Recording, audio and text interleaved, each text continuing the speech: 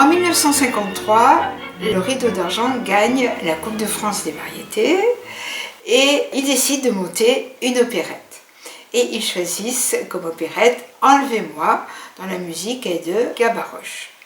Ils s'y prennent en novembre, décembre et janvier, ils répètent, ils montent tout ça. Et il y a une scène de ballet et mon père trouve une mise en scène très originale qui fera que ce ballet a beaucoup de succès et qu'il est souvent vicieux.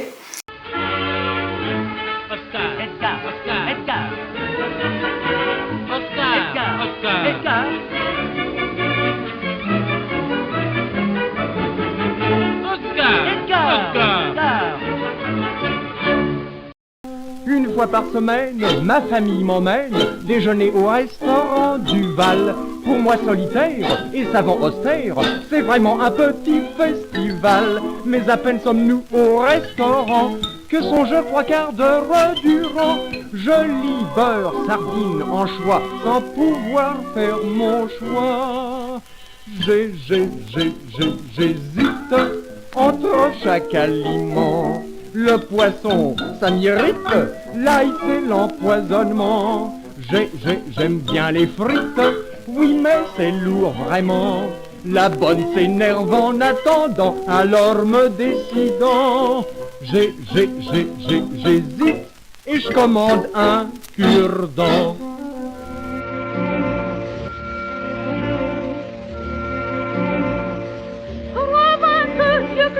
Biologie, vieille rue, vieux pavé plein de mousse et vieux murs plein de fleurs, on vous retrouve enfin, image disparue, dont le temps a fané les anciennes couleurs. Voici le bon curé, voici monsieur le maire, voici le pharmacien, quel bonheur est le sien. D'un gros bébé bientôt, sa femme sera mère. Mais le papa n'est pas ce pauvre pharmacien. Dès le 1er février 1954, c'est un succès fou, comme en témoignent les articles des journaux, voilà. Et ça les encourage, et ça encourage surtout les villes alentours à les recevoir.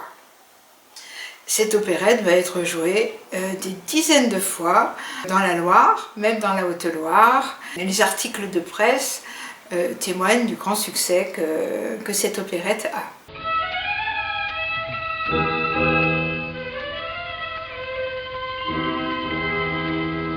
Pour un instant de plaisir qui nous fait envie, pour satisfaire un désir, on gâche une vie.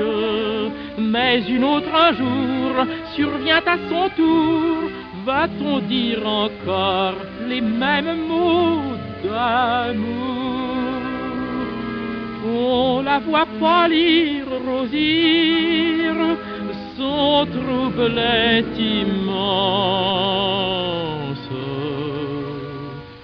Ride d'immense, on recommence pour un instant de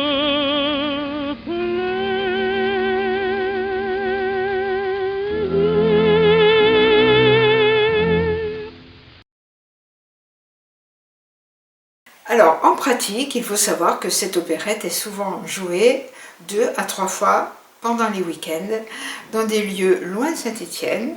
Et à savoir que mes parents n'ont pas de voiture, ils habitent rue Trousseau dans un quartier qui est assez ex-centré, Saint-Étienne. Donc il faut qu'on vienne les chercher, qu'on les emmène, qu'on les ramène. Et dans ces agendas, mon père va souvent noter qu'ils sont rentrés à 1h45 du matin, 2h, 2h30 après leur représentation. Ce qui fait quand même un surcroît de fatigue, sachant qu'à ce moment-là, mon père travaille à la Banque Populaire, donc il a déjà pas mal de responsabilités, et ma mère donne des leçons de piano chez elle.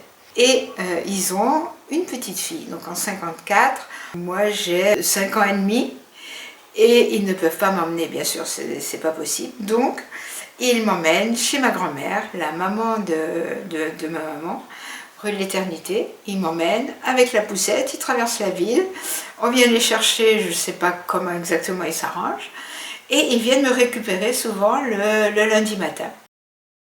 Je suis assez impressionnée quand je regarde les agendas de mon père de leur emploi du temps dans cette année 1954.